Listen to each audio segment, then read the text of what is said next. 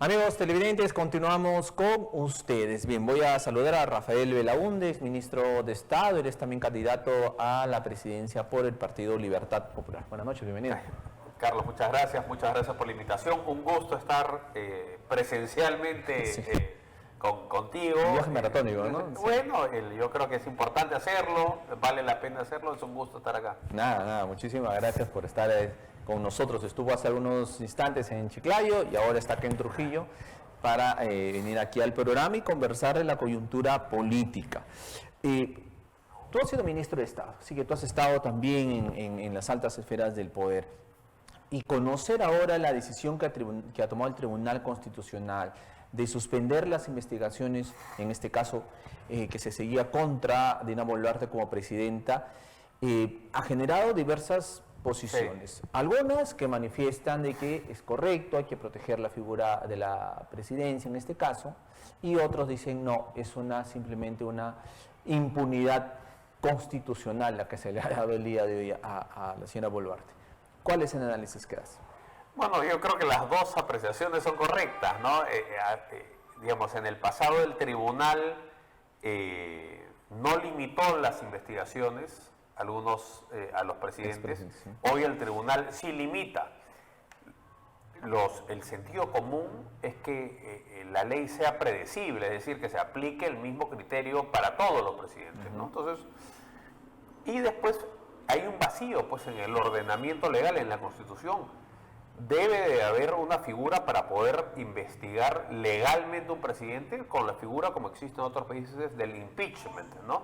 El juicio político. Pero no existe. Entonces, yo creo que evidentemente el marco legal tiene que proteger la investidura presidencial y en el caso pues de delitos en el ejercicio de sus funciones o incluso que se descubra un ilícito pues grave del pasado, debería estar normado un procedimiento formal, ¿no? Porque la figura esta de la vacancia por incapacidad moral es en el fondo conseguir la correlación suficiente de votos para vacar un presidente. Claro, ¿no? Lo cual sería tal vez hasta más injusto que llegar a un proceso legal en el Ministerio Público del Poder Judicial, porque ahí tú en el Ministerio Público del Poder Judicial tú vas a tener elementos de prueba. En el Congreso, proceso, ¿no? Entonces, yo creo que la idea original de blindar al presidente es correcta. El tema es que el tribunal... Los magistrados pueden cambiar, pero el tribunal sigue siendo uno solo, es el Tribunal Constitucional. Entonces no puede un día decir una cosa, al día siguiente decir otra cosa, porque eso genera enorme inestabilidad. Ahora, yo creo que la investidura de la Presidencia de la República está gravemente pues amenazada. Yo creo que el Congreso ha tomado, yo diría que ha sido usurpado un enorme poder en detrimento de la figura presidencial. Eso explica las sucesivas pues, interrupciones y vacancias de los presidentes. Y eso obedece también porque no hay una figura clara que norme, que regule un proceso de destitución. La incapacidad moral permanente pues, es un término etéreo, ambiguo, y eso hay que ponerlo como tiene en Estados Unidos, por ejemplo. Lo trataron de destituir en su primer mandato al presidente Trump y no obtuvieron los votos. A Clinton también pero es un debido proceso, es un proceso formal y que garantiza el debido proceso. A Trump no lo pudieron destituir, Clinton no lo pudieron destituir, Nixon renunció ante el temor de poder ser destituido, ¿no? Efectivamente, al margen de estas disquisiciones, si hay una impunidad o no, la percepción ciudadana, que es finalmente lo que cuenta, la percepción de la gente de a pie, y usted puede coincidir conmigo, es que este gobierno es un gobierno inexistente, un gobierno frívolo y que linda con la corrupción. ¿Es tal cual? Yo creo que es tal cual, ¿no? Y eso, claro, hay dos cosas ahí, ¿no? Uno tiene que asumir esperanzadamente, ilusionadamente, que los presidentes y las autoridades no van a ser siempre el desastre, la decepción, la desilusión que tenemos ahora. El Perú hoy vive prácticamente el desgobierno nacional y el desgobierno regional también, ¿no? Hoy Ahí cogobiernan. No, estuve en la calle, en la avenida Perú, en la cuadra 8, viendo la vivienda que ha sido dinamitada, por ejemplo, ¿no? Y eso resume lo que está pasando por el Perú, porque, claro, hay un tema de quizás sicariato, quizá pugnas entre bandas criminales, eso se tiene que esclarecer, pero lo que es un hecho es que hay un mercado para la comercialización de explosivos, un mercado ilegal, oculto, un mercado negro de explosivos. ¿De dónde parte eso? Eso parte de la minería ilegal. La minería ilegal ha fomentado que exista un mercado de explosivos. Y ese ámbito que estaba circunscrito primero a la minería, hoy alimenta también explosivos a la extorsión, al sicariato, al resto de la criminalidad. Entonces, mi preocupación y la evaluación que yo he hecho, hemos estado en el Milagro, hemos estado en esta casa que sufrió este atentado, hemos analizando la ciudad de Trujillo, el gran peligro y muy real es que Trujillo sea la Sinaloa peruana, una ciudad liberada por el crimen organizado. Es una enorme, la segunda ciudad más importante del Perú hoy en día es Trujillo. Y está amenazada por el crimen organizado. Y hay un gobernador regional que se dedica a pedir licencia para viajar por el mundo, para pasear con la novia por el mundo. Y la presidenta de la República, que sería la que tenía que venir a poner orden, igual, cuando no está viajando por el mundo, está coleccionando relojes Rolex o se está estirando pues los mofletes de la cara. Entonces, a eso ha caído el Perú, el liderazgo del Perú, la clase política. Y todo esto ocurre con un Congreso cómplice, que no hace nada, ¿no? Que con tal que ellos poder mocharle el sueldo a sus trabajadores, negociar prebendas a los grupos de poder, ellos felices. Ahora, es una vergüenza. Estamos ya rumbo a un proceso electoral. Entonces, hay que pedir que nos rindan cuentas como ciudadanos. Y el ciudadano ya de alguna manera se ha dado cuenta quiénes son los partidos que han llevado al Perú a este debacle y quiénes están detrás de los partidos, o sea, quiénes son los cabezas, los dueños, los líderes, ¿no? Los propietarios de estos partidos. Y ya la ciudadanía está, sinceramente, ya parece que ya tomó la decisión de no apoyar, o sea, decir, oye, estás haciendo que la delincuencia me arrincone, estás haciendo que me extorsionen, estás haciendo que viva con miedo, estás haciendo que no pueda tener un empleo digno, o sea, ellos me están haciendo daño, entonces yo simplemente no pienso votar por ti. Parece que la ciudadanía también lo tiene claro eso. Yo creo que ese es el principal mensaje, la principal lección de todo esto que ha padecido el Perú en los últimos años, es que hay que infligir un castigo severo a estos mercachifles de la política que tanto daño le han hecho al Perú. ¿Cómo será que los partidos son casi un negocio o un negocio directamente? Que el logo de los partidos tienen la inicial del dueño, la K, la A, la R. Es una vergüenza, es decir, ya la cara de jeve que hay que tener, ¿no? Para hacerlo tan evidente, ni siquiera es, digamos, asolapado, ¿no? Es evidente, este es mi negocio, yo uso el partido para promover mis intereses económicos, para impulsar mi agenda particular, mis intereses subalternos, para llenarme el bolsillo de plata. A eso ha decaído la política. Entonces, yo creo que el esfuerzo de este movimiento medio espontáneo de por estos no, yo creo que debe llamar a la población a reflexionar. Es importante, el gran poder del ciudadano está en su voto. Ese es el gran poder que tenemos en la democracia, que podemos premiar o podemos castigar en el ejercicio de nuestro derecho ciudadano de votar, ¿no? Efectivamente, y solo tenemos ese día de las elecciones. Ese domingo en donde nosotros vamos a ir a votar es el único día en donde nosotros tenemos el poder de decidir. Entonces hay que aprovecharlo y hay que decidir bien. después de eso, después de las 4 o 5 de la tarde, después que ya se oficializan los resultados, nos va a ser muchísimo más difícil como ciudadanos remover a estas personas. Así que ese domingo tenemos que ir a votar de la mejor manera. Ahora, tenemos 40 y tantos partidos. Se tenía la esperanza de que haya alianzas, sí, pero no se lograron. Y Libertad Popular tampoco tuvo alianza. Entonces, bueno, eso no es hacer un mea culpa también. ¿Por qué no sí, tratar de juntarse? Ahora, en el fondo, más que problema de los partidos, yo creo que es un problema en el diseño de la ley, porque incluso las alianzas que se han formado, todas han sido objetadas por el jurado, unas se están subsanando. Unas ya se rompieron. La ley es una locura. Está diseñada por gente que nunca ha hecho política y después ha sufrido una serie de amputaciones y mutilaciones por parte del Congreso. Entonces es llena de reglamentarismos.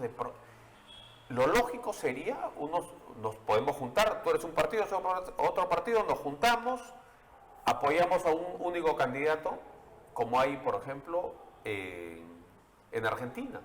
Y cada uno lleva su lista parlamentaria. Eso no se puede en el Perú. No puedes apoyar un candidato y tener listas separadas. Tienes que ser la misma lista. No solo eso, no puedes decir, nos juntamos y ya más adelante vemos a quién elegimos de candidato, el que esté mejor, ¿no? El que tenga más chance. No, la ley te obliga a decir, hoy, ¿qué partido pone el candidato? Entonces, la ley también está hecha mal. Está hecha para dificultar. Ahora, evidentemente, sí hay, yo me he reunido desde muy al comienzo con muchas fuerzas tratando de buscar entendimiento. Mi único prerequisito es que el acuerdo sea primero sobre las ideas y después sobre las personas. Es decir, hay que ponerse de acuerdo en un programa. Si hay acuerdo en el programa, después vemos una fórmula de elegir la plancha. Al revés, me parece que no tiene sentido. Es decir, primero es la repartija política, no importa cómo pensemos. Eso es inviable para mí. Claro. ¿No? Entonces, si no hay acuerdo, entonces no es que no haya... por ejemplo, yo me reuní varias veces con el doctor Alfonso López Chao, buscando llegar a un entendimiento, y ahí las cosas sí funcionaron bien, porque dijimos, vamos a ponernos de acuerdo en las ideas, y después vemos el tema de la fórmula. Y claro, tuvimos unos impases porque ellos en ese momento, no sé ahora, querían pues la Asamblea Constituyente, querían que liberen al señor Pedro Castillo, y ahí no tuvimos, pues, pero la lógica, la dinámica de la negociación era la correcta. Pongámonos de acuerdo en la agenda programática, después en la composición de una fórmula. Con otros partidos, ellos lo que querían era la repartija primero y las ideas después. Y en esos términos yo creo que no se puede avanzar, ¿no? Pero en ese escenario va a ser muchísimo más complicado, y hay que decirlo, que un partido nuevo como Libertad Popular y otros tantos puedan competir con estos partidos que ya tienen años y que ya están en el colectivo y demás, ¿no? Y que reciben financiamiento público. Y que están en el poder y demás, ¿no? Reciben también financiamiento. Entonces yo por eso puse un comentario hace poco, parafraseando a mi abuelo, el arquitecto de la UNDE, sin millones, sin camiones y sin granja de troles. Es decir, nosotros no tenemos pues un porquicenter, ¿no? Que pueda dedicarse a difamar y atacar, ¿no? Nosotros estamos haciendo una campaña pueblo por pueblo, dedicadamente, tratando de persuadir. No tienes un porquicenter y no tienes una universidad cash. Tampoco. Y tampoco recibo dinero del Estado, que me parece que es algo que no ha funcionado, ya lo han tratado, digamos, acabamos de vivir una experiencia de partidos recibiendo dinero público, y cómo lo usan, hacen que el dinero público se vayan a alquilar locales de los mismos dueños de los partidos. No, la asesoría. Y asesorías, todo, es decir, depredar la política para depredar los recursos que pagan los contribuyentes, que paga el más humilde de los ciudadanos al momento de comprar y tiene que pagar IGB. Ese dinero lo capturan, le meten la mano al bolsillo al pobre, es una transfusión de sangre del pobre al rico. Es una cosa de locos. Entonces, Yo creo que ha demostrado claramente que el financiamiento público es una estafa, es un engaño, solo ha servido para llenar los bolsillos a los dueños de los partidos políticos y eso tiene que acabar.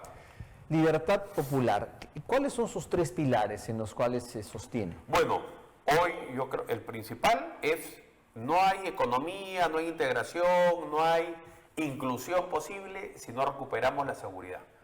Entonces, lo primero es recuperar la seguridad ciudadana, recuperar el Perú, arrebatarle de regreso al Perú frente a la delincuencia, a la criminalidad, a la extorsión y al sicariato. Y ahí hay que actuar pues, con mucha decisión. El presidente tiene que personificar, directamente se tiene que encargar de la lucha contra la criminalidad, ¿no? Yo creo que esto es una amenaza como la que vivió el Perú en la época del terrorismo, entonces solo el presidente tiene la autoridad, la investidura suficiente para sentar al Poder Judicial, a la policía, a las empresas de telefonía, a los bancos, a todos los que tienen que trabajar integradamente para poder avanzar en este frente. ¿Y por qué no se hace? Porque si la presidenta está en Japón y el gobernador está con la novia en Europa o en la India. O sea, no tienen interés en luchar contra la delincuencia. ¿Por poder para pasearse por el mundo, digamos, se ha perdido el poder político solo tiene sentido si es un instrumento de cambio en favor de la población, en favor de los más desposeídos. El poder político es nada, en el fondo. Es efímero, está acotado en el tiempo, solo tiene sentido si lo usas como un poder para transformar para bien la vida de las personas. Entonces, la seguridad ciudadana es el primer punto. Y después, bueno, tenemos que recuperar la inversión privada para crecer. No hay empleo posible si no hay inversión privada. Entonces, tiene que haber un shock de inversión. Para eso tienes que tener un gobierno serio, funcionarios públicos serios, honrados. El Perú está lleno de posibilidades de inversión. Eso hay que hacerlo sin ambigüedades, sin complejos. Y el tercero es... Perdón, ahí quería un punto también. Hace algunos días, ayer, si no me equivoco, el Congreso de la República aprobó esta ley que ampliaba algunas exoneraciones a las agroindustriales. Sí. Tú estás acá en La Libertad, estás en Trujillo, ahí tenemos Chavimoche. Entonces, todas estas empresas agroindustriales ahora se están viendo beneficiadas por varios años más. ¿Cuál es tu posición? Estoy en contra de eso yo. ¿Por qué? Yo creo que por dos cosas. Uno, yo no creo que el Estado pueda elegir este sector crece, este sector no crece. Un empresario, tú y yo, el dueño de un restaurante acá en Trujillo, él sí tiene que pagar 30%. Los dueños de un fondo agroexportador que ganan miles de millones de dólares pagan 15%. Un empresario en Puno paga 30%. Un empresario que está al costado del puerto de Chancay, que en un mes, menos en 15 días está en la China, paga 15% o quieren ahora 0%. Entonces, ¿qué hay ahí detrás? La experiencia del Estado eligiendo a dedo quién sí, quién no, es muy injusta. En todo caso, las exoneraciones tributarias tienen que ser al revés, a los más débiles, a los chicos, a las industrias emergentes. Esa fue la lógica original de la ley agraria. Es decir, vino la reforma agraria, vino la expropiación. Después de eso, no hubo inversión, ni $1 se invirtió en el campo. Es decir, vamos a dar incentivos para que venga la inversión. Vino la inversión. No solo vino la inversión, el Estado también ha hecho una enorme inversión. El trasvase de Olmos, Chavimochic, las obras que se están haciendo en el Alto Piura, Majes, es decir, hubo un enorme esfuerzo para hacer los trasvases de agua del Atlántico a la cuenca del Pacífico. Entonces, ese ha sido esas inversiones y los tratados de libre comercio, eso es lo que explica el éxito agroexportador. Entonces, ya obtuvieron un beneficio durante muchos años. Tú has sido ministro. Y ahora es momento. Esa cartera, pues. Y ahora es momento que paguen lo que les corresponde. Ahora, ella manifiesta, y con la experiencia del ministro de Estado, ellos manifiestan, dicen, no, a ver. Si nos quitan estos beneficios, si nos quitan estas exoneraciones, vamos a perder competitividad.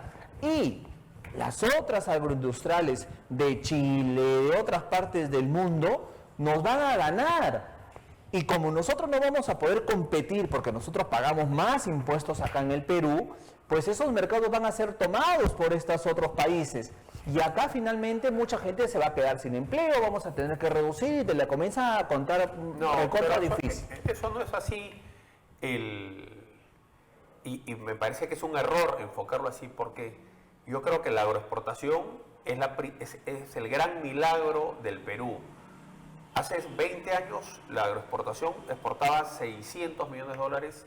El año pasado han exportado 12.800 o 12.700 millones de dólares, ¿no?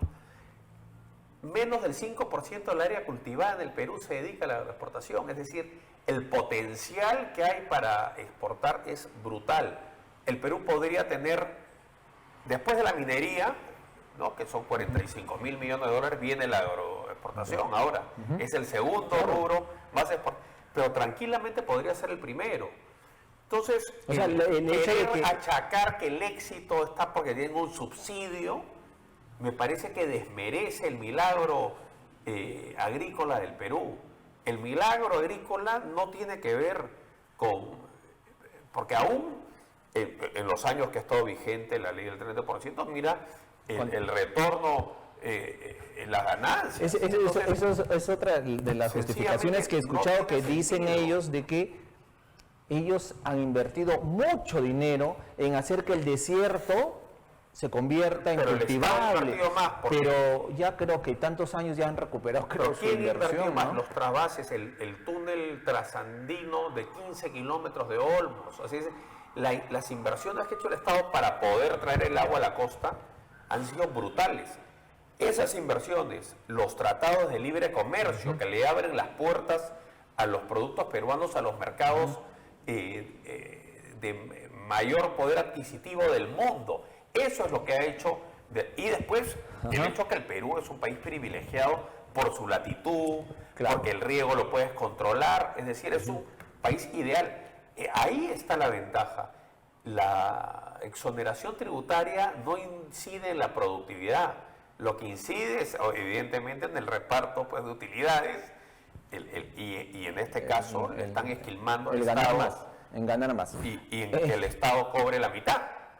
Me parece, pues, mal. Y ellos pagar menos, pagar menos de la mitad. Me parece que está mal enfocado, y en vez de promover esta actividad que creo que es la principal del Perú, por encima de la minería, porque es la que tiene un potencial de crecimiento aún mayor, es intensiva de mano de obra, yo creo que por esta avaricia de de pagar la mitad de impuestos, va a terminar generando un enorme perjuicio, ¿no? ¿Lobby en el Congreso? Porque esta ley ha sido promovida. Lobby, bueno, está claro, el Congreso actual es muy poroso a los lobbies, ¿no? A los lobbies de la minería ilegal, a los lobbies de los intereses particulares en general, de las farmacéuticas, de algunos fondos, alguna parte de la agroindustria. No toda, hay gente que sí está dispuesta o entiende el argumento que tienen que pagar como todos. Pero claro, minería ilegal, lobbies particulares, intereses particulares, farmacéuticos, concentración de bancos. Es decir, este es un parlamento absoluta, parece una agencia de lobby, en desmedro del bolsillo y de los intereses de los peruanos. Es una vergüenza. Rafael Belaunde, estás en Trujillo, estás recorriendo el norte en realidad, que haces todo un periplo. ¿Cuál es el mensaje que dejas ya para concluir? No, digamos, claramente el norte es la parte del Perú que más ha crecido, que tiene todo, ¿no? Hay, parece, hidrocarburos, gas en el mar, pesca en el mar, turismo, restos arqueológicos, playas hermosas, minería, agroindustria, es decir, tiene todo. ¿Qué falta? Falta infraestructura, falta un trato igualitario en el sentido tributario, que todos paguen lo mismo, todos paguen lo que les corresponde, y hay que asegurar la seguridad, porque este crecimiento explosivo de la economía, de la minería, sobre todo de oro, está generando un fenómeno de criminalidad que, si no se pone coto, Trujillo va a ser la Sinaloa peruana y va a ser una ciudad tomada por la criminalidad. Entonces acá se necesita, si el gobernador pues sencillamente no quiere gobernar, que diga, y si la presidenta no quiere gobernar, que diga, y que sea, bueno, las fuerzas vivas pues de la sociedad que tomen cartas en el asunto. Acompáñame, no Rafael. se puede dejar una ciudad como Trujillo al abandono. Acompáñame, Rafael, porque el día de hoy justamente hubo otro show, bueno, ya, otra actividad, ¿no? de las autoridades en la Plaza de Armas. Lo mismo que hicieron cuando se tiraron abajo el local del Ministerio Público y lo dinamitaron, ¿no? A los días, nuevamente llegó el ministro del Interior, puso a los policías en la Plaza de Armas, los filmó con dron y dijo que ya tiene listo el laboratorio de criminalística, que va a regalar por patrulleros, sacaron a los patrulleros, hicieron show y nos bajaron el Ministerio Público. Así, nos lo dinamitaron, nos lo hicieron volar. Eso no ocurrió ni en las épocas del terrorismo, señores. Ni en las épocas del terrorismo, Trujillo sufrió una violencia como la que hemos visto en ese momento con el local del Ministerio Público. Y tampoco lo vivimos en épocas del terrorismo como lo que ocurrió allí en la Avenida Perú, con esta casa y todas las casas que quedaron derruidas. Ni en épocas del terrorismo, pero eso lo estamos viendo ahora en el gobierno del señor Acuña. Pero él, típico, nuevamente comenzó a hacer su show, pues, ¿no? Y sacó a la policía, llamó al ministro del Interior y nuevamente y ofreció y prometió y entregó sus drones y listo, y que con eso ya se tapó. No, señor, no tapó nada. La delincuencia está en la calle. ¿Usted cree que el extorsionador va a dejar de extorsionar porque usted le regaló unos cuantos drones? ¿Usted cree que el sicario va a dejar de matar porque tiene los drones por ahí volando? No, señor. Lo que la policía necesita es inteligencia. Y una vez más usted volvió a prometer habilitar y construir este laboratorio de criminalística. Pero ahora fue más allá. Ahora puso una primera piedra. Sinceramente, esa primera piedra es como... ojo, lo dejo ahí porque voy a comer. Veamos la nota. Comentamos con Rafael Belún detrás ella. Veamos.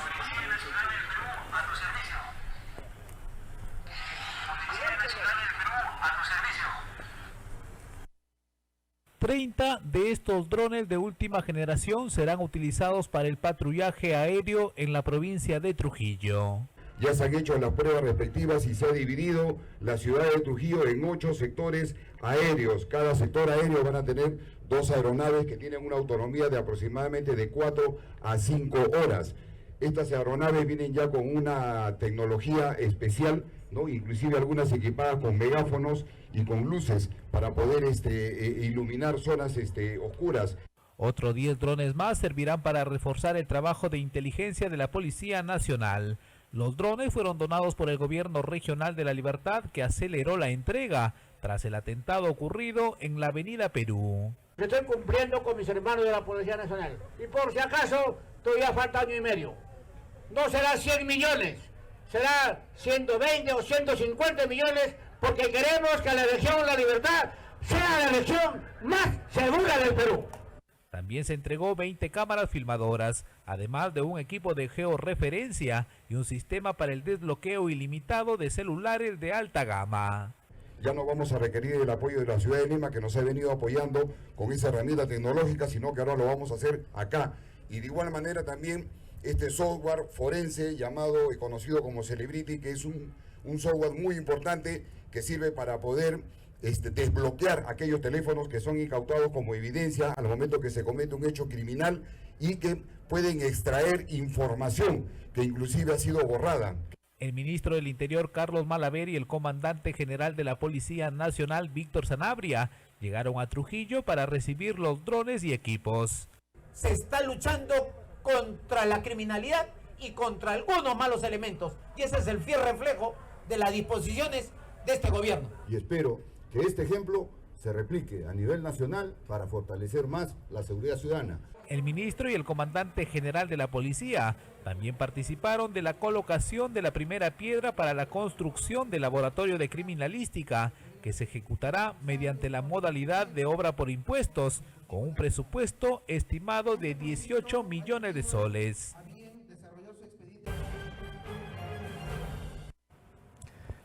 Ahora, promesas, o sea, palabras con una piedra incluida. Promesas, porque esta promesa del laboratorio criminalístico está desde el año pasado. Desde el año pasado está esto del laboratorio criminalística. Vamos a construir, vamos a hacer, ya lo vamos a sacar, ya vamos a hacer esto, vamos a hacer el otro. Palabras, palabras, palabras. Pero ahora como se han bajado nuevamente, se han dinamitado una vivienda, ahora vienen las palabras más una piedra.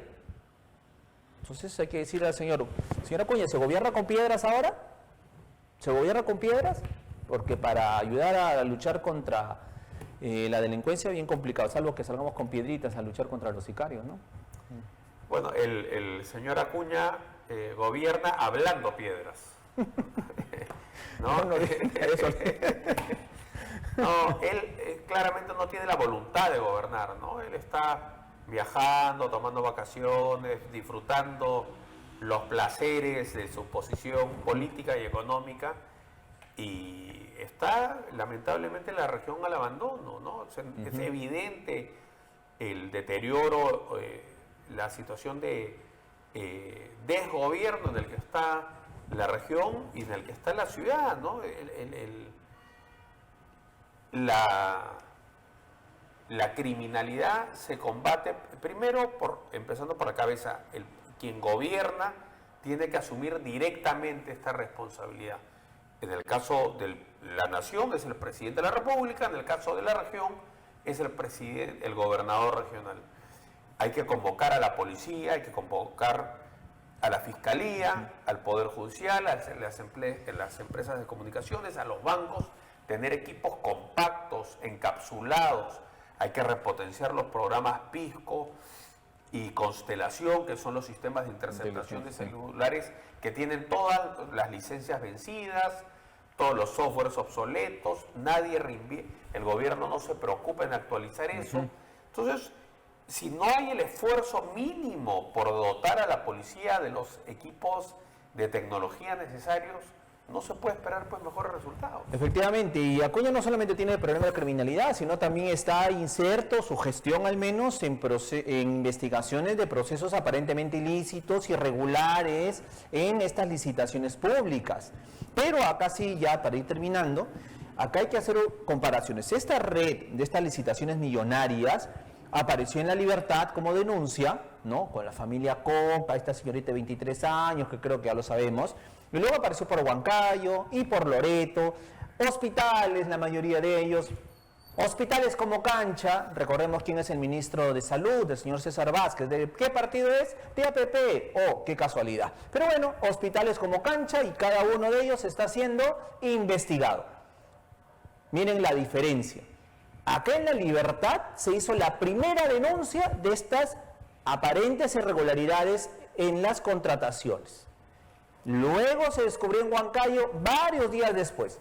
Acá en La Libertad, acá en Trujillo, el Ministerio Público, señora Delia Espinosa, si nos escucha, acá en el Ministerio Público, acá en La Libertad, en Trujillo, solamente los fiscales estuvieron, creo que, así exagerando, 2 horas en el local del gobierno regional, supuestamente incautando documentos, pero consejeros que estuvieron ahí manifiestan que no hubo nada de eso. Pues solamente estuvieron 2 horas, entraron, lo firmaron, hicieron y salieron. En Huancayo se intervino el gobierno regional de Huancayo, ojo, se intervino el gobierno regional de Huancayo y la diligencia duró casi 8 horas.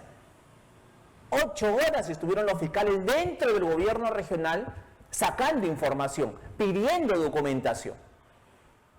¿Qué otra diferencia encontramos? Ojo, porque acá no se hace nada, ojo, acá no pasó nada. Son 300 millones de soles que no importan, al menos para la fiscalía, porque no sabemos qué se ha hecho.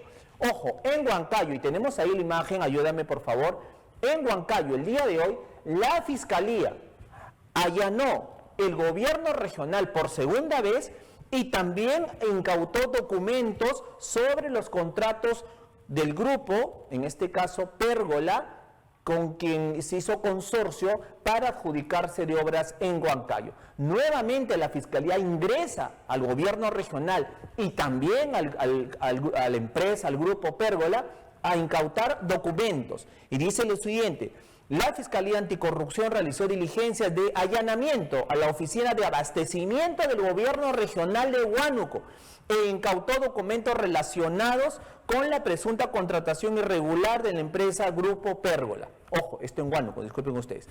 La fiscal provincial Laura Leticia Núñez Arquinio dispuso iniciar investigación preliminar en torno a la adjudicación de la obra mejoramiento del establecimiento de salud. ¿Quién es el ministro de Salud y de qué partido es? No nos olvidemos de eso. En el distrito de Baños, en la provincia de Lauriacocha, a favor del Grupo Pérgola. ¿Por cuánto? Por 38 millones de soles. Ojo, acá en La Libertad se licitó por casi 300 millones. Y miren lo que está haciendo la Fiscalía. Está entrando esos locales por 38 millones. Acá fueron 300 y nada de eso se ha hecho. La diligencia fue ejecutada por los fiscales adjuntos, Rómulo Gabriel y Jessica Evangelista, con el apoyo del personal policial de la Dirección contra la Corrupción de Huánuco. Esto ocurre en Huánuco, señores, ¿no? De la manera en que se está interviniendo. ¿Qué se está haciendo en La Libertad? ¡Ey! Señores del Ministerio Público, señores fiscales, ¿qué están haciendo? ¿Se está haciendo algo? Señora Delia Espinosa, tal vez hasta allá escucha mis gritos, ¿no? ¿Qué se está haciendo en La Libertad? Queremos ver en una publicación que también dé el Ministerio Público, en donde nos dé confianza de que realmente se está investigando. Pero si solamente se va a hacer un saludo a la bandera y van a tener todo aquí, estamos hablando de 300 millones. Ya se suspendió también, se está investigando la construcción de un hospital en Santa Isabel. El señor Coca aparece en otras empresas ligadas a muchas de estas contrataciones. O sea, ¿qué quiere? ¿Que les sigamos haciendo el trabajo a los fiscales? No se la lleven fácil, pues, señores. No se la lleven fácil. Señora Delia Espinosa, ya entró Patricia Benavides, ya puede estar tranquila. Ya tomó su tecito, ya tomó sus gotitas de azar. Ya, concéntrese y comience a revisar qué están haciendo sus fiscales. Sobre todo en estos casos de corrupción. Por favor, nosotros, reitero, en buena hora que el Ministerio Público se fortalezca. En buena hora. Criticamos mucho la actuación de la señora Patricia Benavides en todo su accionar y todo lo que ella ha tenido que hacer para poder ingresar. Pero también tenemos que decir, señora Delia Espinosa, ya pues, mira La Libertad. Acá dinamitaron su local, señora. Acá dinamitaron su local. Acá le metieron dinamitazos. Y toda esta criminalidad viene producto de la corrupción. Entonces, ¿qué está haciendo? No, es que esto no puede ser. Por 38 millones, la Fiscalía ha vuelto a ingresar al GORE y ha vuelto a ingresar a esta vez a la empresa. Acá en La Libertad no pasa nada. No pasa nada, como decían en el argot futbolístico. Rafael, te tengo que ir. ¿Cuál es tu último comentario? No, La Libertad, Trujillo y el Perú requieren una regeneración de la política y de los funcionarios, volver a tener funcionarios públicos. Funcionarios públicos viene, o entendido de otra forma, servidores públicos. Servidor público, no servirse del público, que es lo que ocurre ahora. Ahora hay servidores, es decir, que se sirven del público. Y tenemos que tener servidores públicos, es decir, gente que entienda que el servicio público es un apostolado. Uno está ahí para servir a los demás. Es una cuestión de vocación. Si uno no la tiene, que se abstenga de participar. Y si uno lo que quiere es acumular dinero, que se dedique pues al sector privado. Nadie te obliga a ser un servidor público y por eso, y eso no te da justificación para servirte del público para llenarte los bolsillos. Efectivamente. Te agradezco mucho, Rafael, por estar esta noche con nosotros y nada, vas a seguir visitando la región y Trujillo y obviamente te tendremos en otra oportunidad. Sí. Sin duda. Muchas gracias. Listo, muchas gracias. Rafael Belaúnde Yos estuvo con nosotros, él ha sido ministro, ojo, de Energía y Minas y también actualmente candidato a la presidencia por el Partido Libertad Popular.